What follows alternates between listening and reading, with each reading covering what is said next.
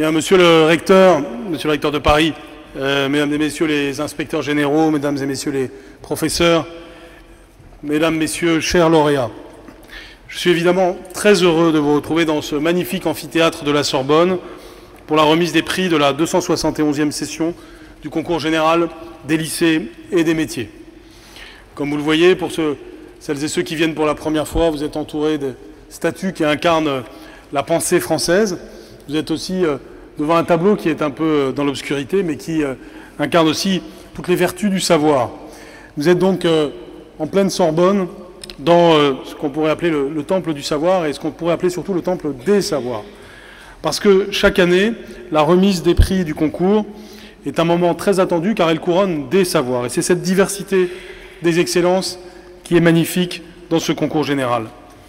C'est une façon pour nous de clore l'année scolaire et de récompenser les meilleurs travaux des élèves qui sont issus des lycées d'enseignement général, d'enseignement technologique et d'enseignement professionnel. Ce moment est d'autant plus solennel qu'il se fait sous le regard de ces illustres penseurs que je viens d'évoquer. Ils nous ont tous révélé des mondes inconnus. Ils ont des talents d'artistes. Ils ont permis d'extirper la masse de la pierre, comme certains élèves l'ont fait dans les œuvres que vous pouvez voir à l'entrée. Robert de Sorbon par Croc, Descartes par Coutan, Lavoisier par Dalou, Rollin par Chaplin, Pascal par Barrias et Richelieu par Lançon. C'est évidemment plus qu'un symbole, c'est un signal, parce que la construction de cet amphithéâtre, qui avait été réalisé pour célébrer le centenaire de la Révolution, a nécessité l'addition de toutes les excellences, celle de l'esprit de l'architecte et de l'ingénieur, de la main du fondeur et la main du maçon. C'est donc bien naturellement que nous nous retrouvons ici pour célébrer votre réussite dans toute l'étendue des talents des professeurs, les talents des élèves, parce que ce qui se célèbre aujourd'hui, c'est aussi la transmission de savoir des professeurs vers les élèves, mais aussi transmission de valeurs, parce que derrière les réussites que vous venez d'avoir, il y a évidemment aussi des valeurs, qui sont les valeurs de l'école et les valeurs de la République. Depuis plus de 200 ans, ce concours permet à la jeunesse de notre pays de donner le meilleur d'elle-même et de faire sienne ces valeurs qui constituent l'esprit même de ce concours. Excellence, mérite, humilité, courage. Je suis très heureux de voir que cette tradition est encore bien vivante, puisque pour cette 271e édition, ce sont plus de 17 678 candidats qui, partout en France, ont concouru dans plus de 49 disciplines. Pour réussir ce concours, vous avez en effet travaillé une multitude de matières. Pour certains, ce fut les langues, l'allemand, l'anglais, mais aussi l'arabe ou le chinois, et bien d'autres encore.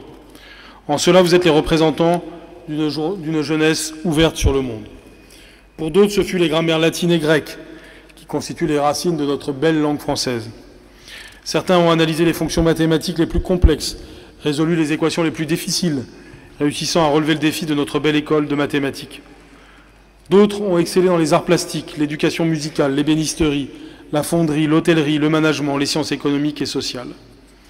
Chacun à sa façon, chacun avec ses outils. Vous perpétuez la grande tradition de l'excellence française. Cette tradition qui est regardée de par le monde. Avec une parfaite abnégation, sans ménager vos peines, vous perpétuez donc un héritage qui est très précieux. Vous êtes des modèles pour vos camarades. Vous nous obligez, par votre exemple, à ne jamais renoncer.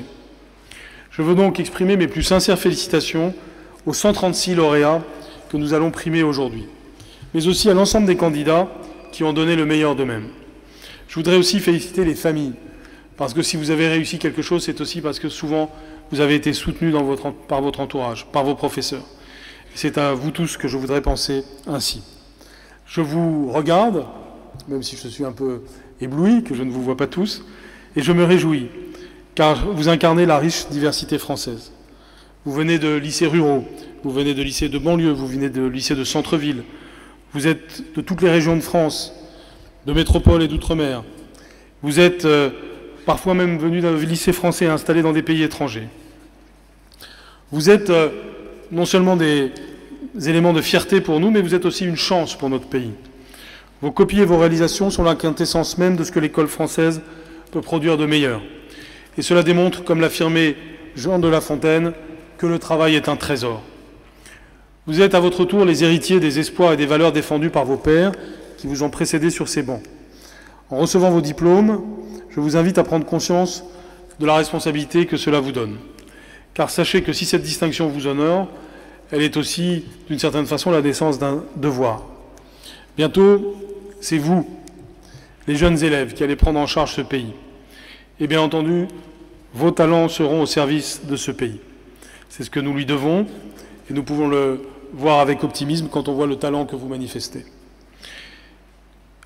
Je veux remercier donc de nouveau vos professeurs, parce qu'ils vous ont permis de vous hisser au sommet de votre art. Vous leur devez beaucoup. Par cette distinction, ils sont aussi récompensés par leur travail et leur engagement.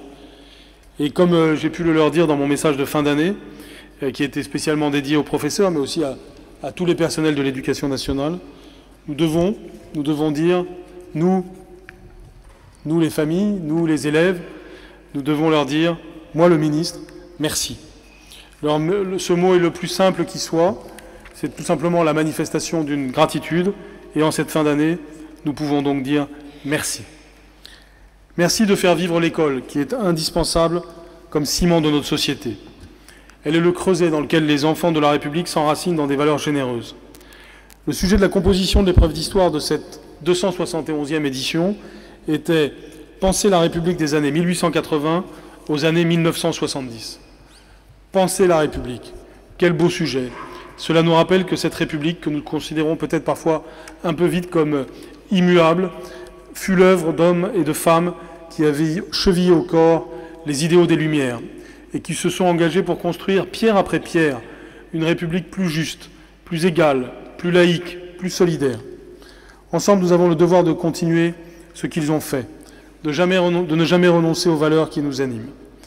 Pour finir, sachez que c'est un honneur pour nous tous, dans cet amphithéâtre prestigieux, de couronner des lauriers de la victoire des élèves si brillants, dans toute votre diversité, mais aussi dans tout l'esprit de fraternité qui vous unit tous dans la diversité de vos talents. Vive la liberté, vive l'égalité, vive la fraternité et bravo à tous.